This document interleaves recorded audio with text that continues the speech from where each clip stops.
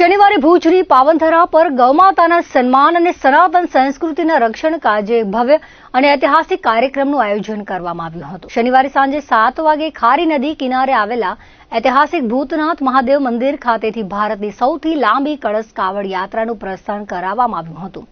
આ પ્રસંગે ભૂતનાથ સેવા સંસ્થાનના ટ્રસ્ટી સમીર જયસુખલાલ મુનશીએ જણાવ્યું હતું કે કચ્છના માધાપરના ભાગ્યશાળી યુવાન દ્વારા ભવ્ય કાવડ યાત્રાનું આયોજન કરવામાં આવ્યું છે। આ યાત્રા કોઈ વ્યક્તિગત સ્વાર્થ માટે નહીં પરંતુ ગૌમાતાને રાષ્ટ્રમાતા ઘોષિત કરવામાં આવે તેવા પવિત્ર સંકલ્પ સાથે યોજાઈ રહી છે।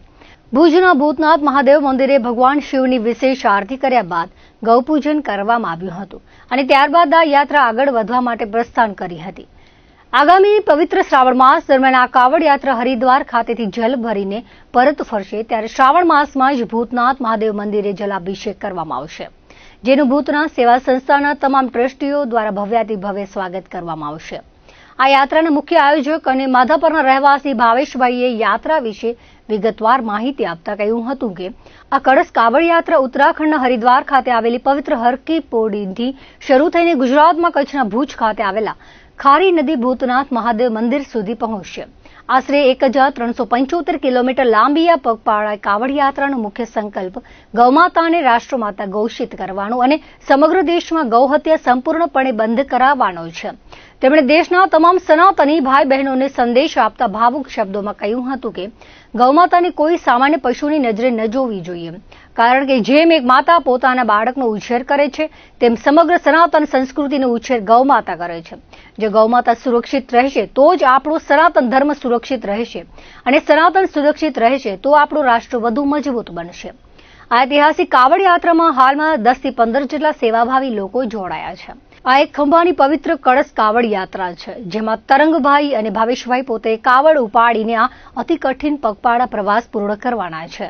અગાઉ પણ તરંગભાઈ દ્વારા હરિદ્વાર હરકી પૌડીથી માધાપર સ્થિત મહાદેવ મંદિર સુધીની કાવડ યાત્રા સફળતાપૂર્વક કરવામાં આવી ચૂકી છે અને વર્ષ 2026ની આ કળશ કાવડ યાત્રા ભારતભરમાં સૌથી લાંબી અને ખંભાની પગપાળા કાવડ યાત્રા તરીકે ઇતિહાસ રચવા જઈ રહી છે।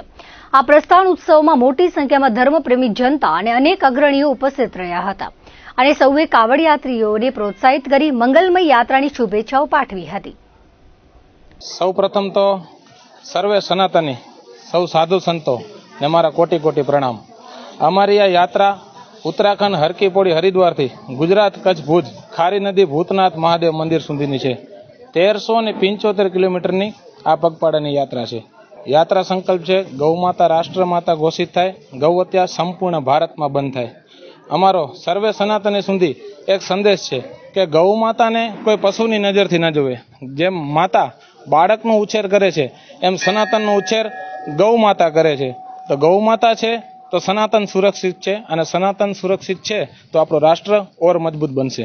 યાત્રામાં અત્યારે 10 થી 15 લોકો આપણા સાથે છે અને એક ખંભાની આ કળશ કાવડ યાત્રા છે, જેમાં તરંગભાઈ અને હું કાવડ ઉપાડવાના છીએ। બાકી ઘણા બધા લોકો આપણી સાથે જોડાયેલા છે। અગાઉ તરંગભાઈએ હરકી પૌડી હરિદ્વારથી માધાપર સ્થિત મહાદેવ સુધી આ યાત્રા કરેલી છે અને 2026માં કળશ કાવડ યાત્રામાં ભારતની સૌથી લાંબી કળશ કાવડ યાત્રા છે। 1375 કિલોમીટરની એક ખંભાની પગપાળાની કાવડ યાત્રા છે। કચ્છનું એક જેને કહીએ કે ભાગ્યશાળી એવા એક વ્યક્તિ માધાપરના, જેમને ભારતની સૌથી મોટી કાવડ યાત્રાનું આયોજન કર્યું છે અને એ આયોજન પોતા પણ ગૌ માતા માટે છે। ગૌ માતાને રાષ્ટ્રમાતા ઘોષિત કરે એના સંકલ્પ અર્થે ભુજના આજે આ ભૂતનાથ મહાદેવ મંદિરેથી એમને આરતી કર્યા બાદ ગૌ માતાની પૂજન કરી અને તેઓ પ્રસ્થાન કરશે અને શ્રાવણ માસમાં તેઓ કાવડમાં જલ લઈ અને શ્રાવણ માસમાં આવશે એટલે આ જલાભિષેક ભૂતનાથ મહાદેવે જલાભિષેક કરશે અને ભૂતનાથ મહાદેવ સેવા સંસ્થાના સૌ ટ્રસ્ટીગણો એનો ભવ્યથી ભવ્ય આવકારનું આયોજન કરશે।